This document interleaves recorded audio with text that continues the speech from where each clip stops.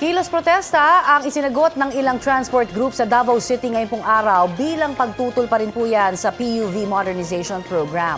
Sa kabila ito ng pagsasabi ng LTFRB Region 11 na hindi sila kasali sa deadline ng consolidation sa December 31. May ulat on the spot si Argel Relator ng GMA Regional TV1 Mindanao.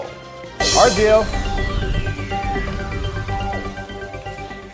Connie, Rafi, nagsagawa ng kilos protesta ang mga miyembro ng Transmission Piston kasama ang mga progresibong grupo sa Freedom Park sa Davao City bilang pakikiisa sa nationwide transport strike ngayong araw.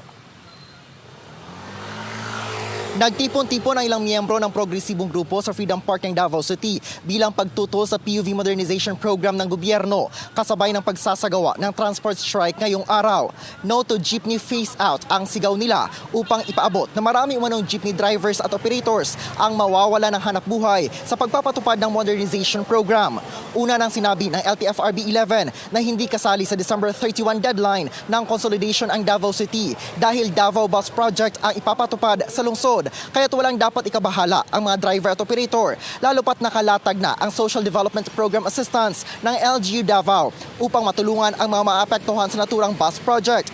Ayon naman sa Piston, ay unti-untiin pa rin umano ang pag-phase out ng mga pampasaherong jeep sa lungsod sa naturang proyekto. Sa monitoring naman ng LTFRB 11, wala umanong na itatalang sumali sa tigil pasada, kaya't nasa normal ang jeepney operations ngayon sa lungsod sa kabila ng tigil pasada ng Piston.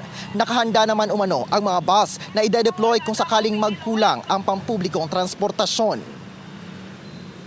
Connie, Rafi, hindi pa man naaabot ng Transmission Piston na 80% na target nila. Sa tigil pasada ay naasahan naman na mamayang hapon ay may mga hahabol pa na mga PJ drivers sa kanilang tigil pasada. Connie, Rafi. Maraming salamat, Argel Relator ng GMA Regional TV1 Mindanao.